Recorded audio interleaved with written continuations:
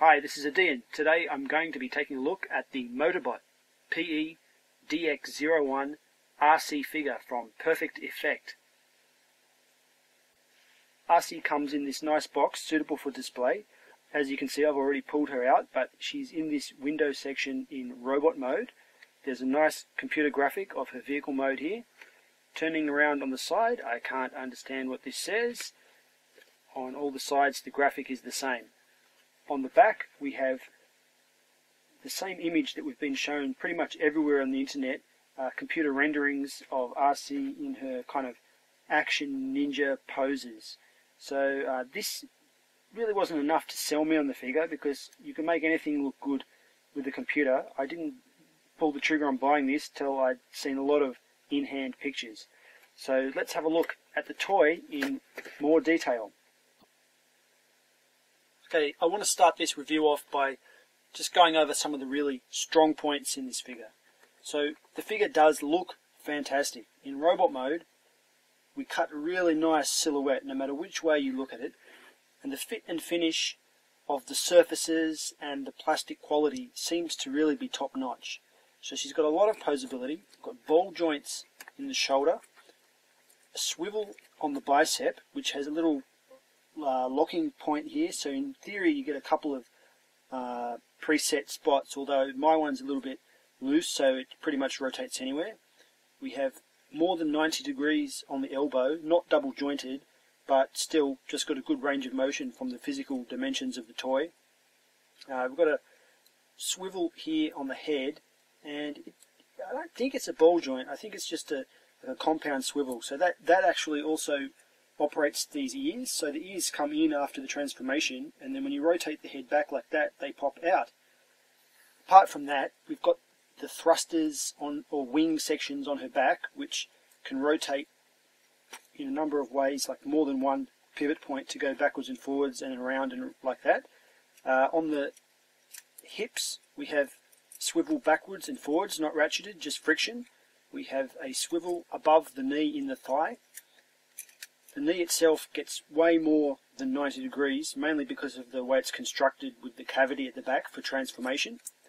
There aren't truly feet on this thing in a traditional sense, but you do get this kind of range of motion with the struts that she has, and the toes are on a pivot here and another pivot here. At the waist we get 360 degree rotation and an ab crunch. So there's not many figures that have abs when it comes to Transformers. This girl has them. So down here we don't have any ratcheting, but as it gets up to the top we get some ratcheting in that ab crunch, and that's kind of nice. Apart from the flexibility, the other sort of key high point of this figure are the weapons. So we've got this sniper rifle, which actually stands taller than Arcee herself. I really like the detailing. Again, we have nice crisp paint apps in all the little spots here. If I can just get some focus. So you see in those little grooves we have silver paint. We have silver paint on the stand. I love the way the stand is made. So in carrying form they point forward out of the way, but the pivot points on these little struts are on an angle, so that when you rotate it out you get this nice A kind of frame here for when she needs to use that stand to snipe somebody. That kind of really pleases me, the way that it compacts down and out. I think that's a nice bit of engineering. We have a magazine on the side and a scope at the top. Okay, apart from that, her other two guns are her Arcee pistols. So Arcee has always had two little pistols, and this one is no different. Again, these are nicely detailed, if I can focus. Nice little detailed silver and red paint apps inside the moulded detail. These two pistols can peg onto her back. So on the back pack we have these little pegs that slot through the top of the pistol. Now my ones are really tight. I'm not going to push that in because I don't feel like getting a screwdriver to pull it off at the moment. Actually a bit too tight. I find that it is annoyingly hard to get off, and it ruins a bit of the fun when it comes to playing with it, knowing that you need a screwdriver just to be able to detach it from the back. So apart from being on the back, if you choose, you can also mount them in these shoulder holes.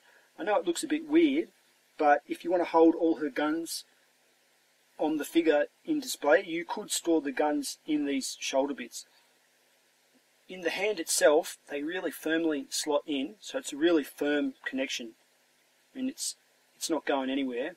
And the hands don't seem to be showing any sign of stress marks, so you get a nice wrist tilt here. Not so useful for the pistol, but later with the swords that makes a big difference. Pulling out this pistol, I'll show you the sword.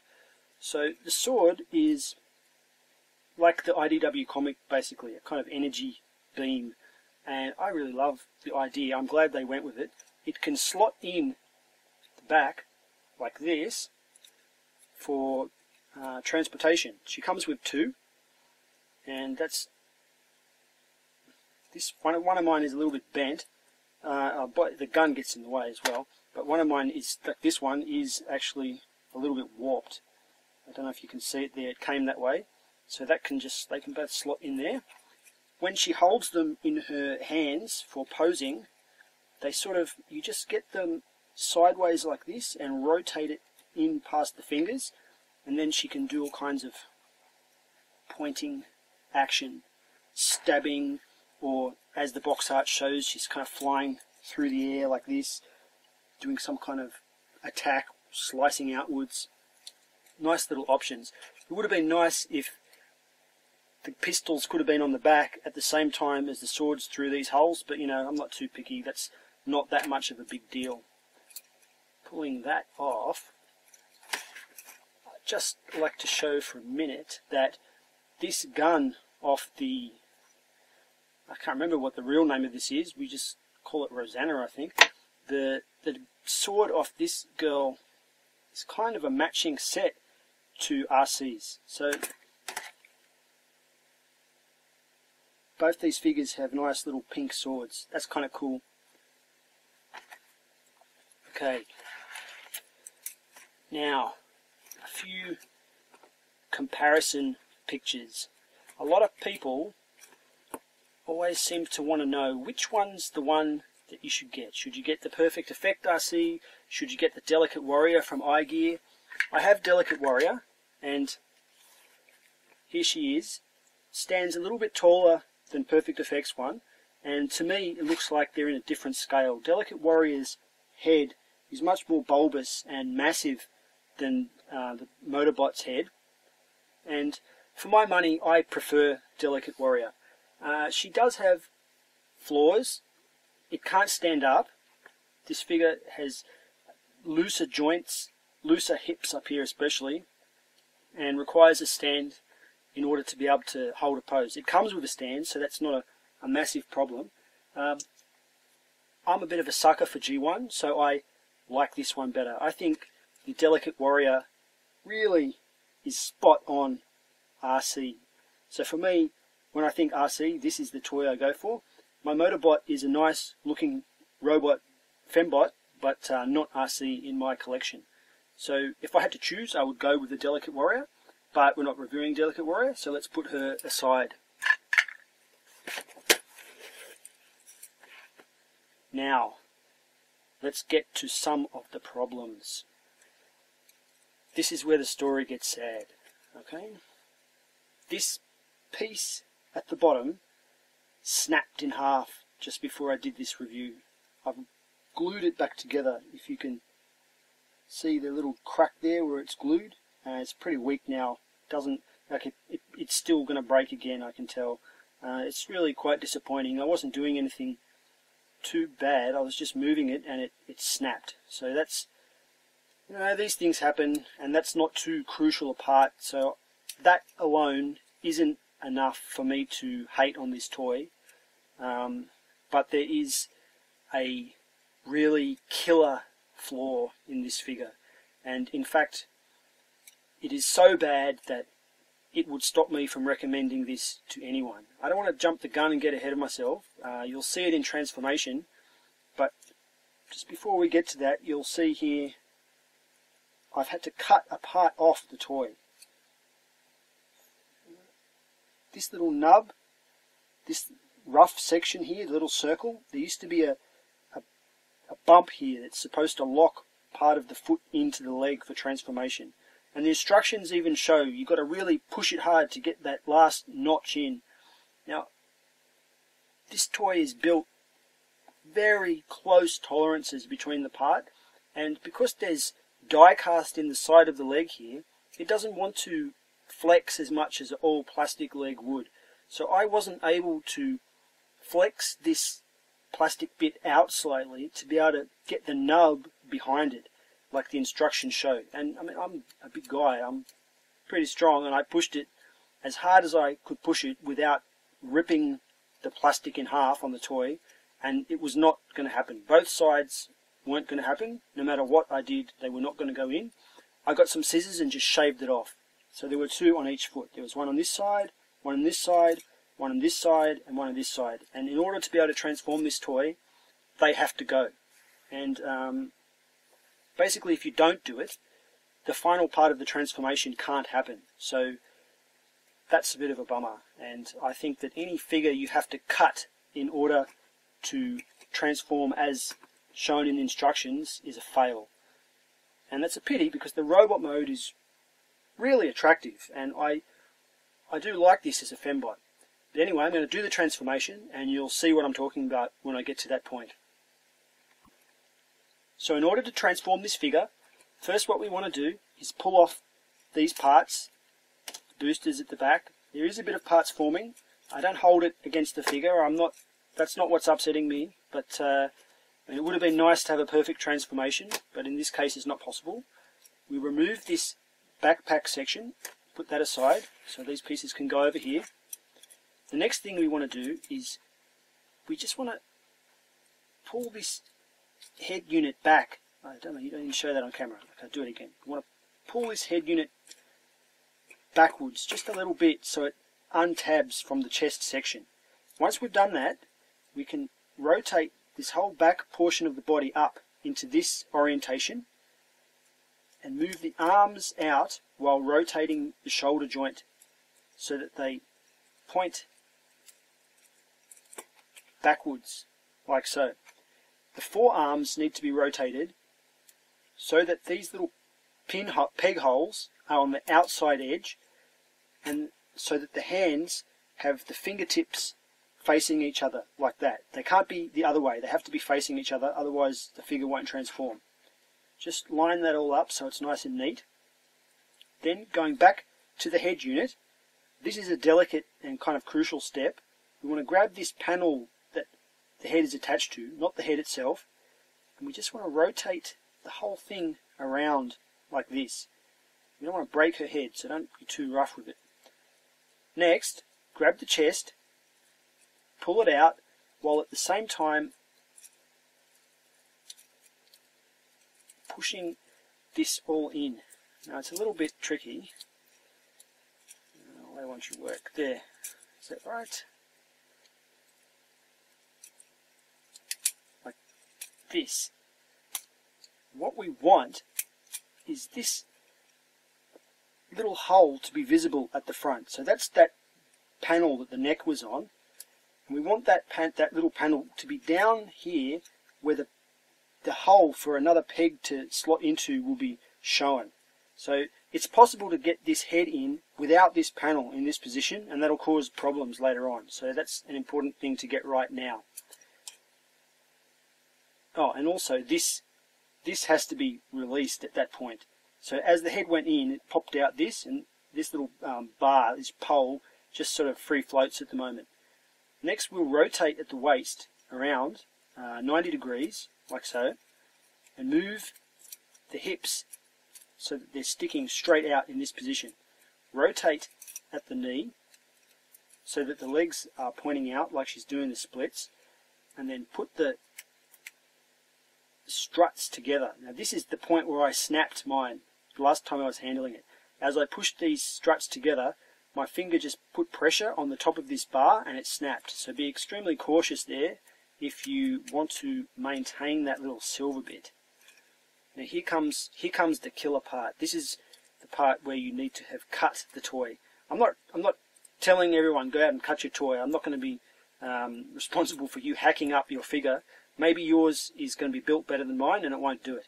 But anyway, you rotate this around and you'll see that little spot where I cut it. It has to move under and between these silver things. So the instructions show that there's a little hole under and between these silver joints that peg goes into. And mine just would never ever go there. But now that I've shaved it off, it gets exactly into that position, which is how it is meant to be. And same with the other side. So we want to rotate that around all the way till it's like that.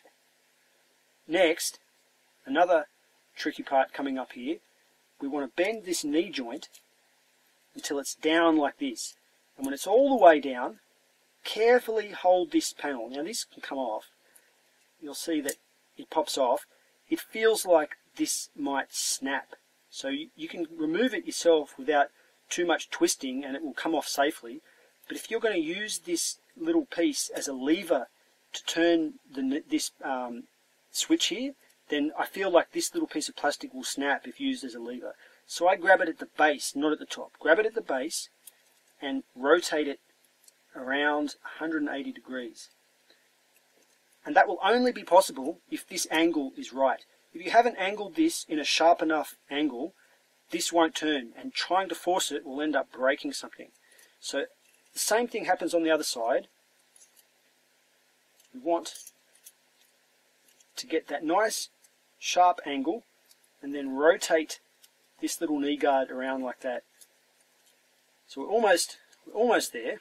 Next thing is this pole will peg together with the back section, and the little hole that I showed you before will peg together with the front section. Okay, one thing that I forgot to do is the sniper rifle has a part that I forgot to put in. So putting this down, this magazine on the sniper rifle can actually be held in by friction underneath the front of the bike. So it's a little bit tricky with fat fingers like me to get it in. But basically you just push it into that hole. It's not really a hole even, just it fits under there, and just pure friction will hold that in. There's no tabs or anything, but that's where it's meant to go. So if you want to store everything, you've got to put it in there at that stage. The next thing we want to do is grab this backpack area that we took off before, fold up the peg at the back, and fold up the grey section into this kind of position. So the grey section is going to be the seat on the motorbike. We need the guns for the next step. So the pistols peg onto the back like this, and as I said with mine, they're quite hard. Once they're on, they're not going to want to come off. So these are securely joined on, and they slot into the fists right here like this, just as if she was holding them upside down, and that will form a connection that keeps the whole seat area on the bike. So that's how the seat is going to look here.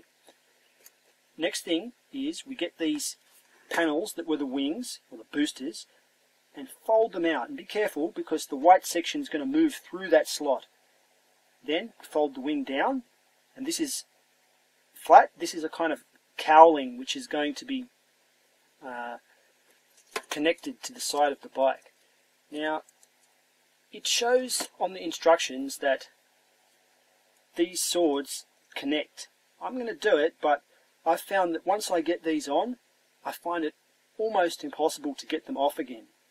So what we want to do is bend this like this, and using a zigzag motion, kind of in and then down, we want to peg this into a little slot that's there.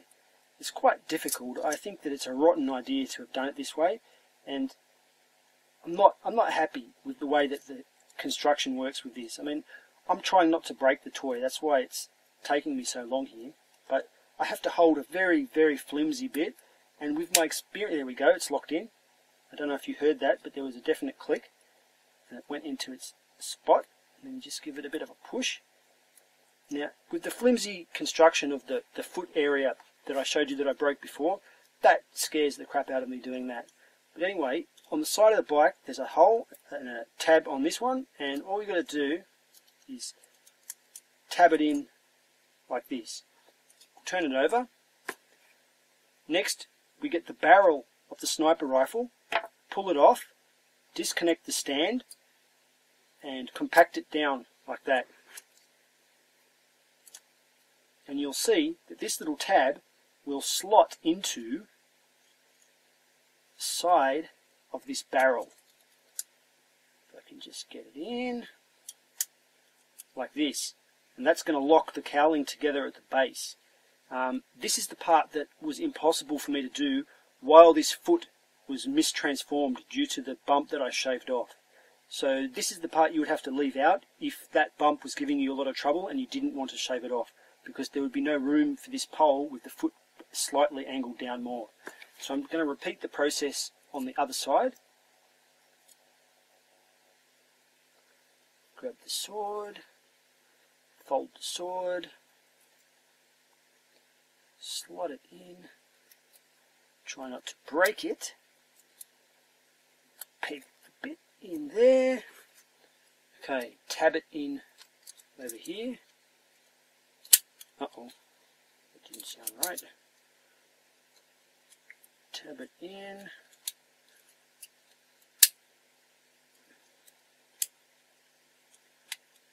Okay, doesn't really want to go exactly right.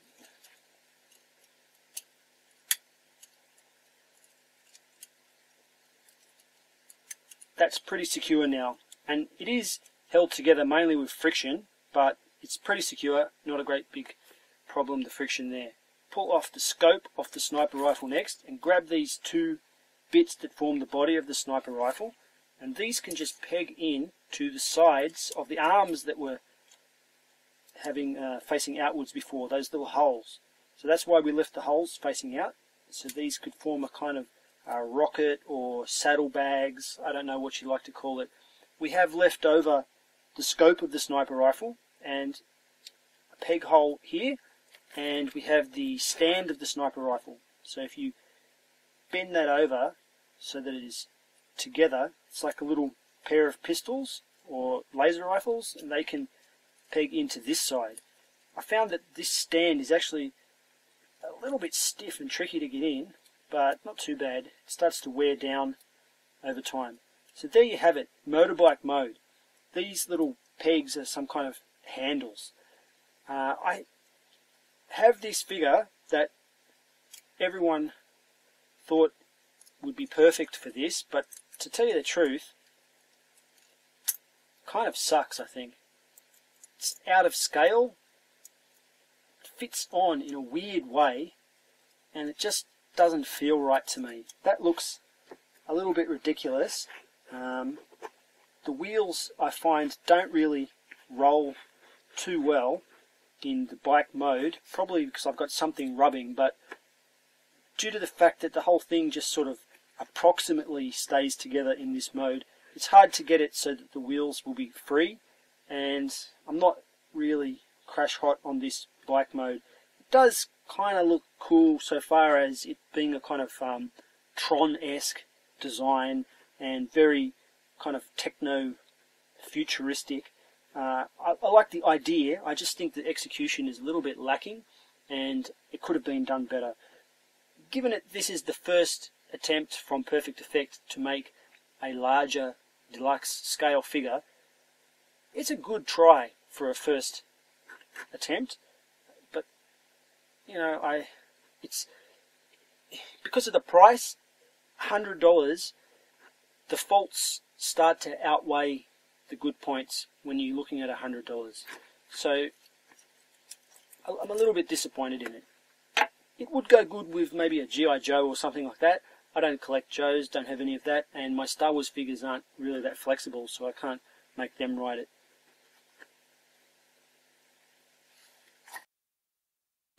Right, before I say anything else, I just want to correct a mistake I made earlier.